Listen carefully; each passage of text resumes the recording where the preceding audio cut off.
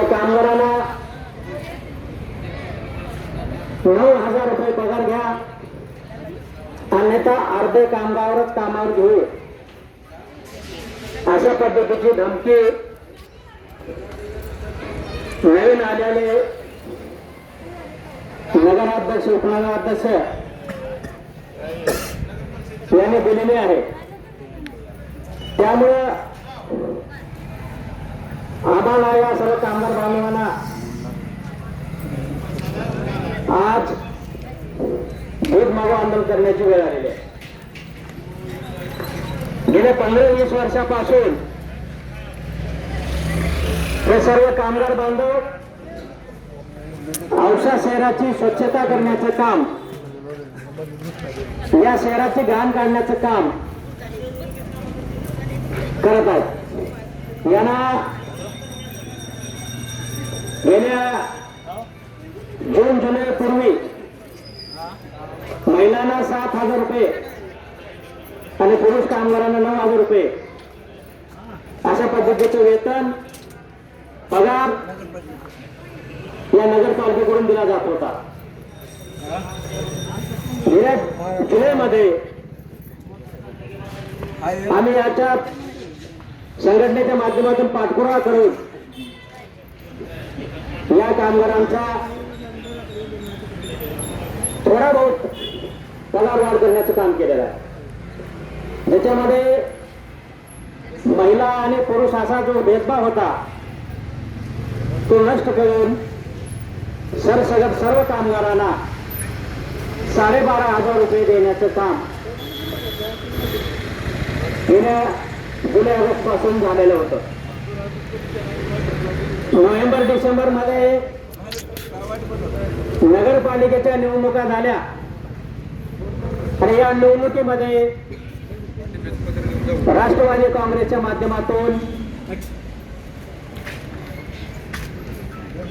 अफसर बाबा शेख यांचं पॅनल या ठिकाणी विजयी झालं आणि नगराध्यक्ष आणि उपनगराध्यक्ष हे ते एकाच परिवारातले आहेत. याने नगराध्यक्ष पदाचा चार्ज घेतल्याबरोबर कामगारांना सांगितलं की एक तर तुम्ही 9,000 काम करा, नाही तर अर्धे कामगार कामावर येऊ नका. आम्ही शिवशी भेटलो. शिवनं या बाबीची जाणीव करून दिली की आम्ही गेल्या 15-20 वर्षापासून काम करणारे कामगार आहोत. एकतर तुम्ही आम्हाला किमान वेतन दराच्या अर्धाही पगार देत नाही आणि पुन्हा आम्हाला सांगताय की तुम्ही 9,000 काम करा, नाहीतर अर्धे कामगार घरी बसा. हे आम्ही मान्य केलेलं नाही म्हणून गेल्या 1 महिन्यापासून हे काम बंद आहे. गेल्या 16 तारखेला नगरपालिकेमध्ये कामगार अधिकारी, संघटना प्रतिनिधी आणि नवीन आलेल्या नगराध्यक्षाचे प्रतिनिधी अशा पद्धतीची संयुक्त बैठक झाली आणि या बैठकीमध्ये आमच्या मागण्यावर सविस्तर चर्चा झाली आणि जे नगराध्यक्षाचे प्रतिनिधी होते मेहराज शेख आणि शिवसाहेबांनी त्याच्यामध्ये बदला मार्ग काढून या कामगारांना कमी करणार नाही, 12,500 रुपये पगार देऊ आणि जे काही आता 1 महिन्यापूर्वी जे काही टेंडर पास झालेला आहे त्याला आम्ही रद्द करून दुसरा टेंडर काढू अशा पद्धतीचं आश्वासन गेल्या 16 तारखेला दिलेलं होतं. या बैठकीला औसा शहराचे पोलीस स्टेशनचे PI हे उपस्थित होते. त्यानेही या प्रश्नी मध्यस्थी केली, चांगली भूमिका घेतली होती. पण त्याच्यानंतर पुन्हाही नगराध्यक्ष आणि उपनगराध्यक्षाकडून आम्हाला कामावर घेणार नाही, काम चालू करण्याचं नाही अशा पद्धतीचं सांगण्यात आलं त्यामुळं आज आम्ही त्यांचा या ठिकाणी जाहीर निषेध करून त्यांच्या नावानं भीक मागून आम्ही हे पैसे शिवू आणि नगराध्यक्षांना देणार आहोत.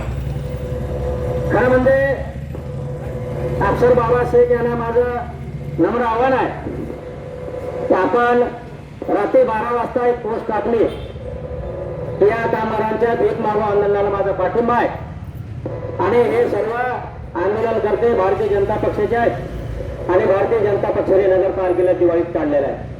खरं म्हणजे तुमच्या बुद्धीची टीव्ही येते बाबा, अरे लाज वाटली पाहिजे तुम्हाला.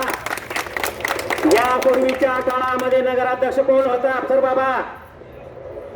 1-1.5 वर्ष प्रशासन होतं आणि त्याच्या अगोदर तुम्ही 10 वर्ष नगराध्यक्ष होतात. या राज्याचा कारभार सांभाळणारे, अर्थ खातं सांभाळणारे स्वर्गीय अजितदादा पवार हे तुमचे नेते आणि तुमच्या पक्षाचेच होते.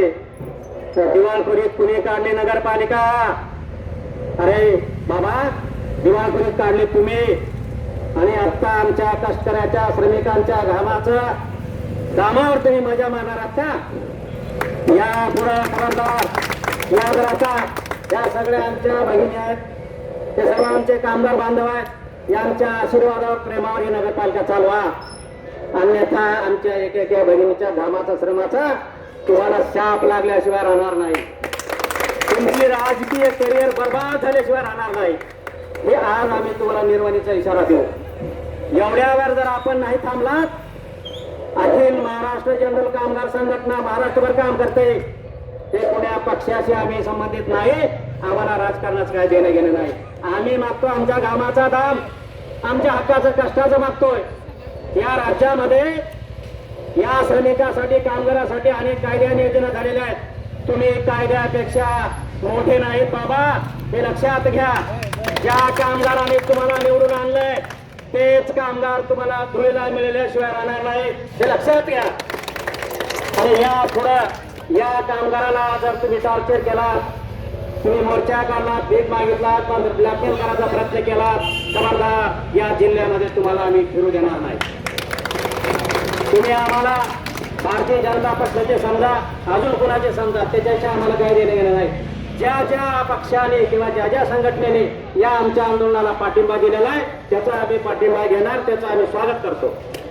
या ठिकाणी पोलीस प्रशासन चांगलं सहकार्य केलेलं आहे, त्यांचा आभार मानतो. या ठिकाणी आमचे पत्रकार बांधव आहेत, त्यांचे आभार मानतो. आणि आमच्या ठिकाणी संघटनेचं नाव काय? धर्मवीर छत्रपती संभाजी प्रतिष्ठानचे कार्यकर्ते आणि त्यांनी पाठिंबा दिलाय, त्यांच्या पाठिंब्याबद्दल त्यांचं स्वागत करतो. या ठिकाणी आम्ही हे जे काही पैसे भीक मागून आणलेले आहेत हे सर्व पैसे आम्ही प्रशासनाला आणि नगराध्यक्षांना विनंती करतो की हे पैसे आपण स्वीकारावे आणि या सर्व कामगारांच्या कामाचा, कष्टाचा, श्रमाचा आपण सन्मान करावा. येणाऱ्या काळामध्ये या कामगाराला किमान वेतन जर आम्ही मागितलं तर तुमचं प्रशासन आणि तुम्ही परेशान होणार आहात. मग आम्ही मधला मार्ग काढून 12,500 रुपये दर महिन्याला महिला आणि पुरुष समान वेतन म्हणून आम्ही 12,500 रुपयावर आम्ही ठाम आहोत. पण या कामगारांना 16,707 रुपये दिलं पाहिजे. त्याच्याशिवाय त्यांचा 12% PF दिला पाहिजे, त्यांना सुरक्षेची साधनं दिले पाहिजेत, त्यांचा इन्शुरन्स काढला पाहिजे, ESIC दिले पाहिजे, त्यांना घरभाडे भत्ता आहे, स्वच्छतेचा भत्ता आहे. या सर्व गोष्टी तुम्ही येणाऱ्या काळात आम्हाला दिल्या पाहिजेत. अशा पद्धतीचे शासनाचे कायद्यात, नियमात आणि आमच्या सगळ्या मागण्या ह्या कायद्यात आणि नियमात बसतात. आपल्याला माझं नम्र आव्हान आहे, आपण या आंदोलनाला पाठिंबा दिला म्हणून सांगितलं होतं, आता आपण समोर या, आम्ही चर्चेला तयार आहोत. जर आपल्याला कायदा कळत नसेल, नियम कळत नसेल तर आपल्या बाजूने एखादा चांगला वकील किंवा आपला चांगला सल्लागार घेऊन आमच्यासोबत तुम्ही चर्चेला या. आमची चर्चेची तयारी आहे. चर्चेमध्ये कायदा आणि नियम तुम्हाला आम्ही वाचून दाखवू. तुम्हाला जर वाचता येत नसेल, कळत नसेल तर अशा पद्धतीचं आव्हान मी या नगराध्यक्ष आणि शिवना करतो. आणि आमच्या सगळ्या कामगारांच्या मागण्यावर आम्ही ठाम आहोत. येणाऱ्या काळामध्ये आम्ही आपल्याला सूचना, आम्ही आव्हान करतो की 2 ते 3 दिवसामध्ये या कामगारांचं सगळं पाठीमागचं थकीत वेतन देऊन पूर्वत कामावर घ्या. अन्यथा पुढच्या आंदोलनाचा पवित्रा आम्ही जाहीर करू, एवढंच या ठिकाणी सांगतो. आणि आपण सर्व कामगार बांधव एवढ्या उन्हात आलात, आपल्या सगळ्या कामगार बांधवांचं मी हार्दिक अभिनंदन करतो आणि सांगतो. जय हिंद, जय भारत. आपलं